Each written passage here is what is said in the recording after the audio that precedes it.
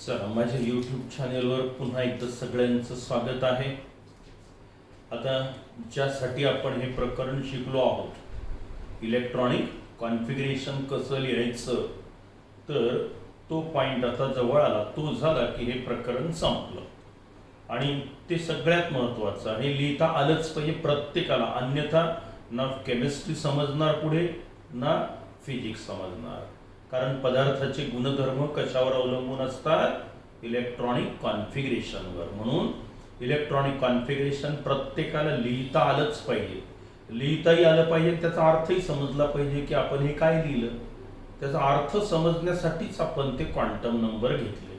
तसं तर मी तुमच्याकडून पाठांतर करून घेतलं असतं, सोपंही होतं ते माझ्यासाठी तुमच्यासाठी, पण अर्थबोध नसता झाला. आणि म्हणून क्वांटम नंबर शिकून घेणं फार गरजेचं होतं. आता आपल्याला इलेक्ट्रॉनिक कॉन्फिगरेशन लिहिण्यासाठी 3 नियमांची गरज पडते. पहिला नियम आहे त्यातला पॉलिज एक्सक्लुजन.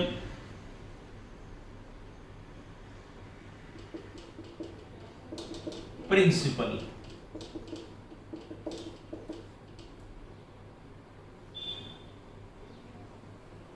पॉलिज exclusion principal. फक्त एक स्टेटमेंट, 2 वेगवेगळ्या डेफिनेशन सांगतो, दोन्हीचा अर्थ एकच आहे. कोणतंही एक परीक्षेत किंवा पेपरमध्ये लिहिलं तरी चालतं. काय सांगितलं पॉलिज एक्सक्लुजन प्रिन्सिपलने? No 2 electrons in an atom can have the same set of all the 4 quantum numbers. पुन्हा पहा, no 2 electrons in an atom can have the same set of all the 4 quantum numbers. एवढं statement आहे. म्हणजे काय की कोणत्याही एका item मध्ये कोणत्याच 2 इलेक्ट्रॉनला 4ही क्वांटम नंबर कधीच सारखे असणार नाही. 4 सेट ऑफ क्वांटम नंबर, याचा अर्थ असा होतो की 3 क्वांटम नंबर सारखे असू शकतात, 2 असू शकतात, 1 असू शकतो, पण 4ही क्वांटम नंबर एका ॲटम मध्ये कोणत्याच 2 इलेक्ट्रॉनला असू शकत नाही. उदाहरणार्थ आपण पहिला इलेक्ट्रॉन जर म्हटला तर n = 1, l = 0, n = 0, s = +½ हा झाला आपला पहिल्या इलेक्ट्रॉनचा क्वांटम नंबर 4. दुसऱ्याचे काय होतील? n = 1, l = 0, m = 0, s = -½ बदलला. पहिला सारखा, दुसरा सारखा, तिसरा सारखा, पण इथे मात्र फरक पडला. पूर्ण 4ही क्वांटम नंबर, म्हणजे हा एक सेट झाला, हा सारखा आहे का? नाही. समजा तिसरा क्वांटम नंबर असेल n = 2, l = 0, m = 0, s = +½. नंतर चौथा n = 0, l = 0, m = 0, s = -½ ही होती पहिली शेल के, ही भरली. आता नंतर एल शेल सुरू झाली. त्यात अगोदर एस ऑर्बिटल आणि नंतर पी ऑर्बिटल. मग आता इथे हे सारखं आलं, हे सारखं आलं, हे सारखं आलं, पण काय बदललं? n = 2 बदलला. म्हणजे 4ही क्वांटम नंबर सारखे आहेत का? नाही. तुम्ही असे 102 इलेक्ट्रॉन लिहा का 110 लिहा, कुठे ना कुठे तरी फरक दिसेल. मग याला म्हणायचं पॉलिज एक्सक्लुजन प्रिन्सिपल. काय म्हटलं त्याने? No 2 electron in an atom can have the same set of all the 4 quantum number. 5वा इलेक्ट्रॉन लिहायचं काम पडलं. n = 2, l = 1 होईल, -1, s = +½ पहा इथे फरक पडला. आता एल शेल सुरू झाली, पी सबशेल, पी सबशेल सुरू झाली. मग इथे 3 क्वांटम नंबर असतात मॅग्नेटिक, -1, 0 आणि +1. बदलला कुठेतरी. हा 5वा इलेक्ट्रॉन झाला. पहिला, दुसरा, तिसरा, चौथा, 5वा कुठेच सारखे क्वांटम नंबर 4ही सारखे आलेले नाही. याचाच अर्थ त्याने असं सांगितलं की एका ऑर्बिटल मध्ये 2 इलेक्ट्रॉन असतात. कोणतंही हे असं दाखवू आपण ऑर्बिटल. आता हे चौकोन म्हणजे ऑर्बिटल. पहिल्याला जर पॉझिटिव्ह स्पिन आहे म्हणजे s = -½ तर दुसऱ्याला काय होईल? s = ½ + ½ याला काय म्हणायचं? s = -½ आता तिसरा इलेक्ट्रॉन येऊ शकतो का इथे? समजा आला तर तो काय होईल? एक तर प्लस होईल किंवा मायनस होईल.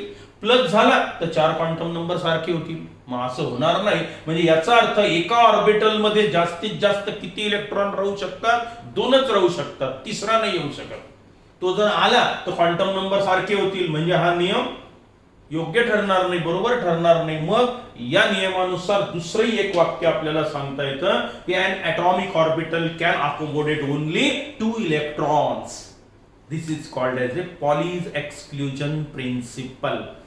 एका atomic orbital मध्ये जास्तीत जास्त 2च इलेक्ट्रॉन राहू शकतात, हा झाला नियम. किंवा काय म्हटलं आपण? No 2 electron in an atom can have the same set of all 4 quantum number. असे कोणतेच 2 इलेक्ट्रॉन राहणार नाही एका ॲटम मध्ये की ज्याला सारखे सारखे सर्वच्या सर्व क्वांटम नंबर आहेत, असं होणार नाही. एका ऑर्बिटल मध्ये जास्तीत जास्त 2च इलेक्ट्रॉन राहू शकतात. ठीक आहे. मग याला काय म्हटलं मी? Pauli's exclusion principle. 2 स्टेटमेंट सांगितले. तुम्हाला जर विचारलं state and explain Pauli's exclusion principle, तर तुम्ही 2 पैकी कोणतंही एक स्टेटमेंट द्या. काय? No 2 electron in an atom can have the same set of all the 4 quantum number. किंवा an atomic orbital can accommodate only 2 electrons, called as a Pauli's exclusion principle. आता दुसरा आहे Hund's rule of maximum multiplicity. Hund's rule of maximum multiplicity. आता Hund's rule काय सांगतो पाहूया आपण. आता हे कशासाठी शिकून राहिलो आपण? की इलेक्ट्रॉनिक कॉन्फिगरेशन कसं लिहायचं त्याचे नियम सांगून राहिलो. आता या नियमान काय सांगितलं तुम्हाला? की एका ऑर्बिटल मध्ये जास्तीत जास्त 2च इलेक्ट्रॉन राहू शकतात. बस एवढं एक वाक्य तुम्ही जर लक्षात ठेवलं म्हणजे ऑर्बिटल मध्ये 3 इलेक्ट्रॉन येण्याची शक्यता नाही, हे लक्षात ठेवायचं आहे कॉन्फिगरेशन लिहिताना. पहिला नियम तर आला लक्षात तुमच्या, अगदी सोपा. दुसरा मोठा इंटरेस्टिंग आहे, त्याला हुन्स रूल म्हटलं जातं. ठीक आहे. Hund's rule, Hund's rule of maximum multiplicity. आता हुन्स रूल काय आहे पहा. आपण पाहाल एस सबशेल मध्ये एकच ऑर्बिटल आहे, एस ऑर्बिटल. पी सबशेल मध्ये 3 ऑर्बिटल आहेत. कोणते कोणते? px py आणि pz, नाही का? समजा आता मी असं सांगतो की ही p सबशेल घेतो मी, चालेल. आता आपण डायग्रामॅटिकल दाखवूया. या p सबशेलला मी हे असं लिहितो. p सबशेल मध्ये जास्तीत जास्त किती इलेक्ट्रॉन राहू शकतात? 6, बरोबर आहे. मग आता p सबशेलचं विभाजन कशात झालं माहिती आहे तुम्हाला? 3 ऑर्बिटल मध्ये झालं. कोणत्या कोणत्या? px py pz याचं झालं विभाजन. हे झाले ऑर्बिटल, नाही का? याला काय म्हटलं तुम्ही? px हे कोण? py आणि हे कोण? pz असं लिहायचं आपण डायग्रामॅटिकली. p सबशेल एकूण किती इलेक्ट्रॉन असतात p मध्ये? 6, बरोबर आहे. आता एखाद्या सबशेल मध्ये इलेक्ट्रॉनची भरती कशी होते हे सांगितलेलं आहे आपल्याला हुन्स रूलनं. यस मध्ये तर काही प्रश्नच नाही. यस असेल तर एकच ऑर्बिटल आहे, हे असं दाखवूया आपण. यस नंतर हे पी, नंतर कोणती सबशेल येते? डी. डी मध्ये किती ऑर्बिटल्स आहेत? 5 ऑर्बिटल, बरोबर आहे. कोणते कोणते? D x Y, D Y Z, D x Z, D x square, Y square आणि 5वं डी झेड स्क्वेअर, बरोबर आहे की नाही? आता सबशेल मधल्या ऑर्बिटल मध्ये इथे 6 इलेक्ट्रॉन असतात. या 6ची भरती कशी होते? इथे 10ची भरती कशी होते? याचे मॅक्झिमम इलेक्ट्रॉन डी मध्ये 10, एफ मध्ये गेले तर 17 होतात. सॉरी, एफ मध्ये 14 इलेक्ट्रॉन राहतात. आता या सबशेल मधल्या ऑर्बिटल मध्ये इलेक्ट्रॉनची भरती सांगणारा हा नियम आहे Hund's rule of maximum multiplicity. समजा पहिला इलेक्ट्रॉन आला, हा इथे आला, s is equal to plus half. हा दुसरा आला, s is equal to minus half. हा भरती कशी होते या नियमानुसार? समजा s मध्ये 2 इलेक्ट्रॉन, पहिला s is equal to plus half, दुसरा s equal to minus half. आता जाऊया आपण p सबशेल मध्ये. इथे हा नियम फार काम करतो. आता पहा, आलेला इलेक्ट्रॉन इथे किती कॅपॅसिटी आहे? 6ची. एका ऑर्बिटल मध्ये किती इलेक्ट्रॉन? 2. बरोबर आहे. मग पहिला इलेक्ट्रॉन जेव्हा येतो तेव्हा तो हा इथे आला, S is equal to plus half. आता जेव्हा याच्यात दुसरा इलेक्ट्रॉन येणार आहे तेव्हा त्याला दोन शक्यता आहेत. एक तर तो इथेच आला तर हा प्रकार होईल नाही का, दुसरा इलेक्ट्रॉन. पण दुसरा एक ऑप्शन आहे तो म्हणजे इथे असा होऊ शकतो, तो पुढच्या ऑर्बिटल मध्ये जाईल. बरोबर आहे, दुसरा इलेक्ट्रॉन. आता काय होतं, हा प्रकार होतो की हा प्रकार होतो हे सांगितलंय आपल्याला हुंड्स रूलनी. आता यांनी एक नियम सांगितला पहा, आणि त्या नियमानुसार आपल्याला आता फिलिंग करायची आहे. त्यांनी सांगितलं आता filling of the electrons in the orbital of the subshell. सबशेलची ऑर्बिटल मधली filling of the electrons into the orbitals of the subshell takes place according to the Hund's rule of maximum multiplicity. इथे इलेक्ट्रॉनची भरती या नियमानुसार होते. मग आता नियम काय सांगितला त्यांनी पहा. Pairing of the electron do not takes place until all the available atomic orbitals of the subshell contain one electron. हे स्टेटमेंट मात्र तुम्हाला आता पाठ करायचं आहे. अर्थ अगोदर सांगतो, मग स्टेटमेंट आपण पाठ करूया. अर्थ फार सोपा आहे. काय बघा, आता हा पहिला इलेक्ट्रॉन इथे आला px मध्ये. आता दुसरा इलेक्ट्रॉन जर आला यामध्ये तर तो इथे येतो py मध्ये.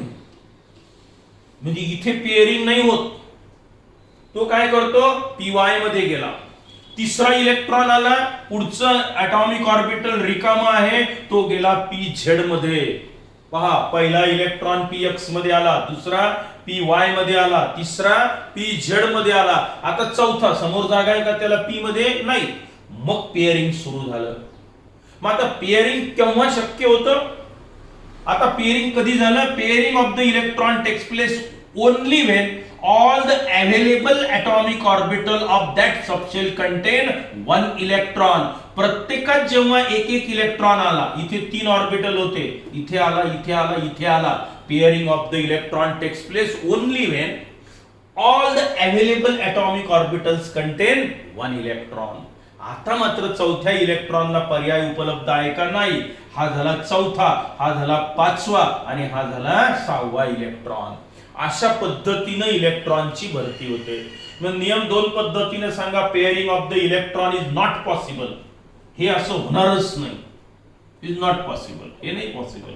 आता केव्हा पॉसिबल आहे, it is possible only when all the available atomic orbital content one electron. आता हे शक्य आहे. बरोबर आहे. म्हणजे थोडक्यात काय तर 6 इलेक्ट्रॉनची भरती p सबशेल मध्ये तुम्ही यानंतर कशी करायची. पहिला झाला px मध्ये, दुसरा झाला py मध्ये, तिसरा झाला pz मध्ये. आता all available atomic orbital of that subshell contain one electron, then and then only pairing of the electron takes place. चौथा, पाचवा आणि सहावा. तोच नियम d सबशेल ला लावा, f ला लावा. पहिला इलेक्ट्रॉन कुठे जाईल, आता dxy मध्ये जाईल. दुसरा कुठे जाईल, इथे. Very good. इथे जाईल का नाही, हे चुकलं. हे असं नको, असं होणार नाही. असं म्हणजे कोणाच्या नियमाच्या विरोधात वागलो मी, हुंड्स रूलच्या विरोधात झालंय. हे pairing takes place only when. हे कधी शक्य आहे, या सगळ्यांमध्ये जेव्हा एक एक इलेक्ट्रॉन येईल तेव्हाच फक्त ते पेअरिंग होईल, अन्यथा होणार नाही. मग दुसरा इलेक्ट्रॉन कुठे जाईल, आता दुसरा इलेक्ट्रॉन इथे, तिसरा इलेक्ट्रॉन इथे, चौथा इलेक्ट्रॉन इथे, पाचवा इलेक्ट्रॉन इथे, सहावा इलेक्ट्रॉन. आता पेअरिंग सुरू झालं. Pairing of the electron is हे कधी शक्य होत नाही, किंवा it is possible only when all the available atomic orbital content one electron. मग हा पुढचा इलेक्ट्रॉन इथे आला अँटी क्लॉकवाईज, हा इथे आला, हा इथे आला, हा इथे आला.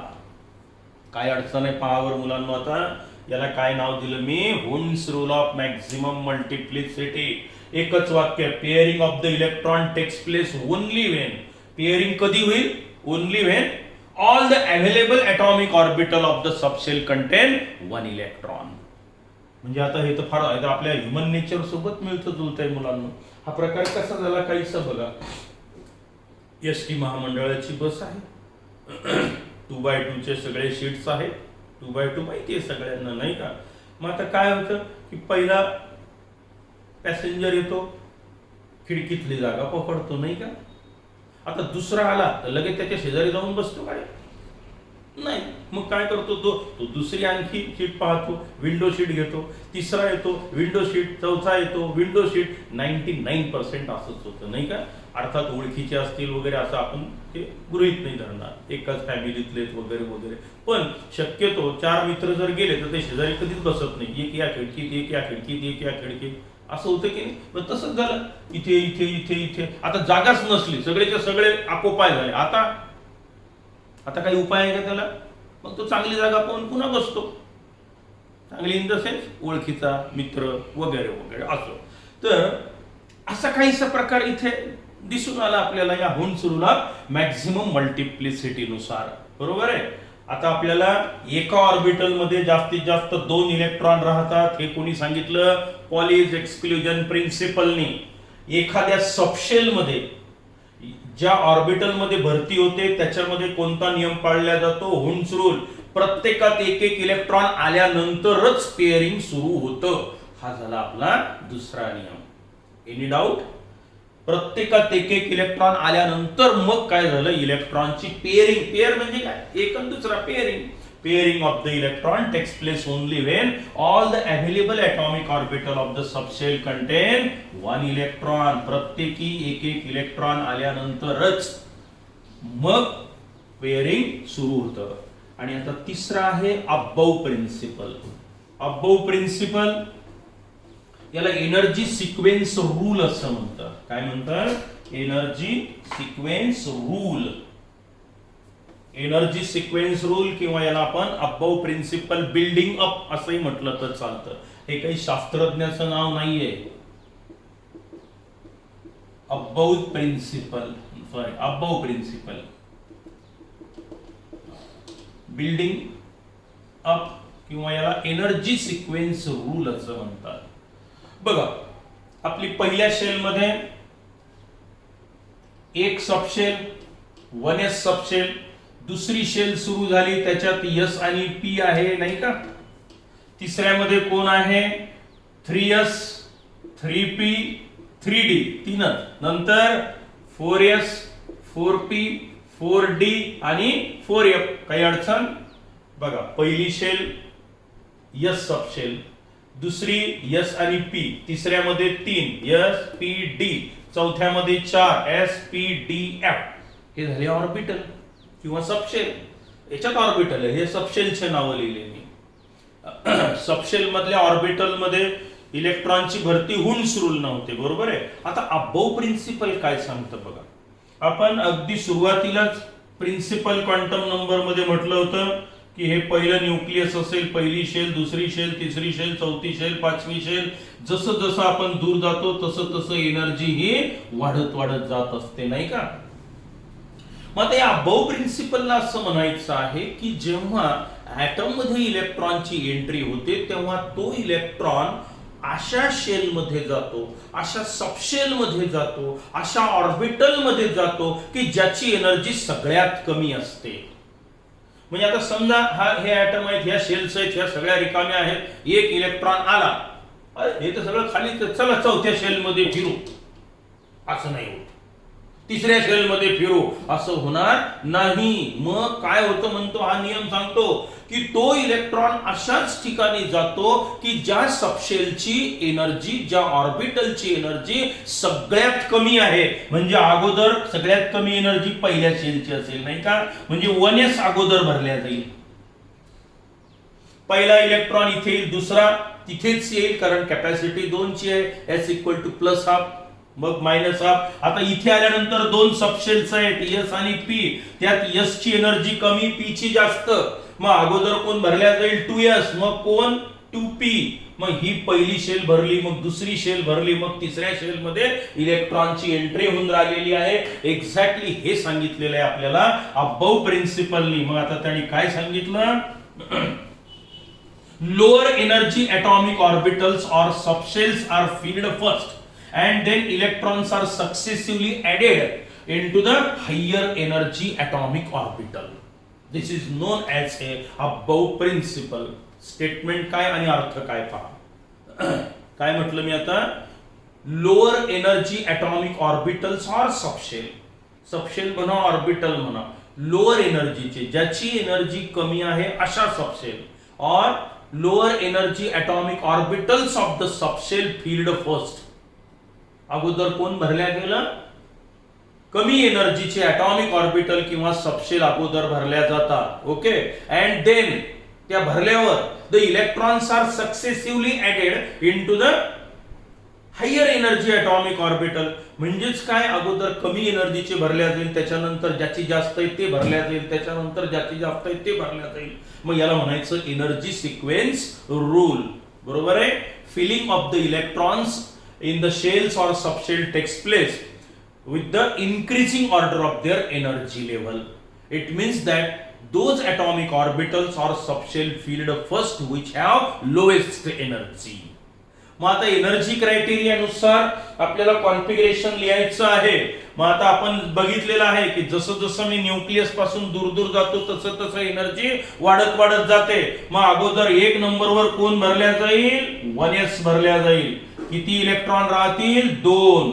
हे भरल्यावर इलेक्ट्रॉन, तिसरा इलेक्ट्रॉन कुठे येईल, 2s मध्ये. नंतर तो कुठे जाईल, 2p मध्ये. 2p मध्ये काय होईल, Hund's rule, px py pz 6 electron, पहिला, दुसरा, तिसरा, चौथा, पाचवा, 6वा, इथे हुन्स रूल येईल नाही का. मग हे भरल्यावर काय होईल, 3s. ठीक आहे, याचा विचार नंतर करू आपण. आता हे 3s नंतर 3p भरल्या जाईल नाही का. चाललो आपण जसं जसं दूर चाललो. पहा हे अगोदर कोण सगळ्यात एनर्जी कमी याची, याच्यापेक्षा जास्त याची, याच्यापेक्षा जास्त याची, याच्यापेक्षा जास्त याची, याच्यापेक्षा जास्त एनर्जी याची. आता पहा 3p भरलं. आता इथपर्यंत पहिल्या शेल मधले 2 इलेक्ट्रॉन, दुसऱ्या शेल मध्ये 8 इलेक्ट्रॉन, इथपर्यंत तुम्ही आले, हे 2 आणि हे 6, 8 इलेक्ट्रॉन. बरोबर आहे की नाही. म्हणजे हे झाले 8 आणि 8 16 17 18 इलेक्ट्रॉन झाले. आता 19वा इलेक्ट्रॉन जेव्हा येतो, मुलांनो प्रॉब्लेम आला. आता इथे काय प्रॉब्लेम आला की 19वा इलेक्ट्रॉन आता इथे जायला पाहिजे की नाही 3D मध्ये. डी ची कॅपॅसिटी किती इलेक्ट्रॉनची आहे, 10. मग 1 2 3 4 5 6 7 8 9 10 इलेक्ट्रॉन जेव्हा मी टाकतो याच्या, तेव्हा याची एनर्जी या 4s पेक्षा जास्त होऊन जाते. प्रॉब्लेम येतो असा. मग आता काय म्हणतो हा अबाऊ प्रिन्सिपलनं सांगितलं आपल्याला की आता 3D नाही भरल्या जात, ते रिकामच ठेवतं. मग अगोदर 4s भरल्या जातो, हे रिकामच राहील. 4s भरल्या गेलं म्हणजे किती इलेक्ट्रॉन, 2. म्हणजे थोडक्यात 3p नंतर कोणाचा नंबर होता, 3D चा होता, पण ते नाही भरल्या जात. एनर्जी सिक्वेन्स रूल सांगतो की 3p नंतर इलेक्ट्रॉन 4s मध्ये जातो. 4s 1 2 इलेक्ट्रॉन आणि नंतर मग हे भरल्यानंतर मग 3D मध्ये इलेक्ट्रॉनची भरती होते. म्हणजे याचा अर्थ हा सिक्वेन्स बदलला. याच्यानंतर 4s येईल आणि नंतर 3D येईल, नंतर 4p येतं. पहा चाललं, हे बदललं. पहा इथे नंतर नंतर समोर गेलं तर सगळं उलट पलट होत जातं. ते म्हणजे लक्षात ठेवणं अवघड जातं. मग त्याच्यासाठी एक सोपी डायग्राम या अबाऊनं देऊन टाकली की काही डोकं लावू नका, कमी जास्त मी डायग्राम सांगतो, त्या डायग्राम नुसार जा, तुम्हाला पाहिजे. आणि इलेक्ट्रॉनची संख्या माहिती आहे कोणाची किती असते, p 6 d 10 f मध्ये 14, हे माहिती आहे. पण आता हा एनर्जी सिक्वेन्स रूल आहे. हा बदल का झाला, कारण 3D पेक्षा 4s ची एनर्जी ही ओरिजिनली जरी जास्त होती, पण d मध्ये जेव्हा 10 इलेक्ट्रॉन येतात तेव्हा त्याची एनर्जी ती या 4s ला क्रॉस करून समोर जाईल. तसं होऊ नये म्हणून अगोदर 4s आणि मग 3D चे 2च इलेक्ट्रॉन असतात. मग हे भरले जातात, मग 3D येते. मग आता याच्यासाठी जी डायग्राम आहे ती तुम्ही पाठ जर केली तरी चालतं. अदरवाईज इथपर्यंत तुमचं पहिल्या 30 मूलद्रव्याचं कॉन्फिगरेशन तुम्ही सहजपणे लिहू शकता. आपल्याला अभ्यासक्रमात कमीत कमी 30 मूलद्रव्याचं कॉन्फिगरेशन 11वीत लिहिता आलं पाहिजे, हे अपेक्षित आहे. मग आता ही डायग्राम कशी आहे, पास सोपी आहे. काय लिहायचं तुम्ही आणि कसं लिहायचं, मग याच्यावरून तुम्ही 102 किंवा 105 सर्व मूलद्रव्य जेवढे माहिती आहे तुम्हाला त्या सगळ्यांचं कॉन्फिगरेशन 108 असो का 118 असो, सगळ्यांचं कॉन्फिगरेशन तुम्ही लिहू शकता. पहिली शेल त्याला काय म्हणतो मी, 1s. दुसऱ्या शेल मध्ये 2 सबशेल आहेत, काय नाव, 2s 2p. तिसऱ्यामध्ये 3s आहे, 3p आहे, 3d आहे, बरोबर आहे. इकडे न्यूक्लियस समजा 1s 2s 2p 3s 3p 3d. आता 4s आहे, 4p 4d 4f, चौथ्यात 4 सबशेल आहेत sp-df, बरोबर आहे. हे sp-df आपण घेतलेलं आहे. S for sharp, P for principal, D for diffused, F for fundamental, असे ते लॉंग फॉर्म आहेत, त्याची पण गरज नाही आपल्याला. ठीक आहे. त्यानंतर 5s 5p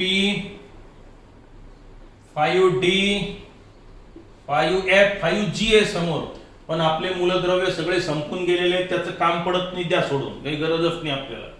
नंतर 6वी shell 6s 6p 6d, even 6f चंही काम नाही.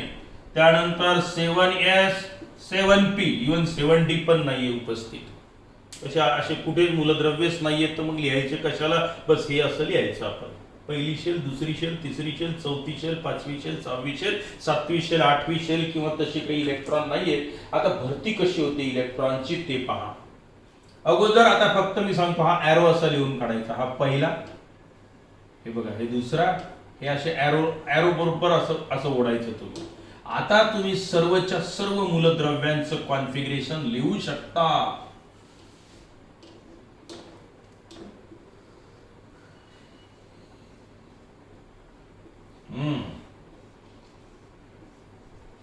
क्या बात आहे, व्हेरी सिंपल टेक्निक. हे झालं अबव प्रिन्सिपलची डायग्राम. याचा अर्थ अगोदर हे भरल्या जाईल, मग हे भरल्या जाईल, मग कोणाचा नंबर आला, याचा नंबर आला, मग याचा नंबर आला, मग याचा नंबर आला. बघा 3p नंतर कोण आला, आता 4s, आणि नंतर कोण आलं 3d. हे बाजू बदल झाला तो. मग आता इथे जर लिहायचं काम पडलं तर कसं लिहाल तुम्ही पहा बरं. आता तुम्हाला सगळा क्रम याच्यावरून लिहिता येतो. बघा कसं डिस्टर्ब झालं. पहिले कोण 1s, मग कोण आलं 2s, हे असं. नंतर कोण आलं 2p, नंतर कोण आलं 3s, नंतर कोण आलं 3p, 3p नंतर कोण आलं 4s, बरोबर आहे. 4s नंतर कोण आला आता इथे, हे पहा 3d, 3d नंतर कोण आलं 4p, 4p नंतर कोण आलं 5s, 5s नंतर कोण आलं 4d. बघा सगळं डिस्टर्ब झालं आता.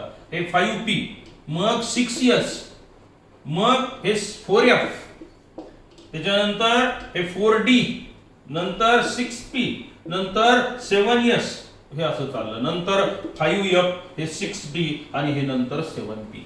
आता हे असं लक्षात ठेवणं म्हणजे मुश्किलच आहे. हे सगळं विचित्र होऊन जाईल. ते तात्पुरतं लक्षात राहील, पण 10 दिवसांनी विचारलं तर.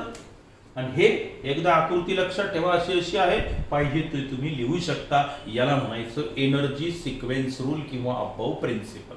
अगोदर तेच ॲटॉमिक ऑर्बिटल सबशेल भरल्या जातील ज्याची एनर्जी सगळ्यात कमी आहे. तर आता हे 3 नियम पण माहिती झाले. आणि आता शेवटच्या लेसन मध्ये, 10व्या लेसन मध्ये आपण प्रत्यक्ष इलेक्ट्रॉनिक कॉन्फिगरेशन लिहूया, जे किती सोपं आहे, ज्याचा अर्थ काय होतो हे तुम्हाला समजेल. आतापर्यंत तो समजलेला नसेल, आता मात्र तो समजेल. तोपर्यंत गुड बाय. अभ्यास करा. आणि हे एवढं लक्षात ठेवा, फक्त या डायग्राम किंवा हे इथपर्यंत, ऍटलिस्ट इथपर्यंत तरी हे एवढे कमीत कमी 30 मूलद्रव्याचं कॉन्फिगरेशन आपल्याला लिहिता आलं पाहिजे. ठीक आहे. तोपर्यंत गुड बाय, सी यू.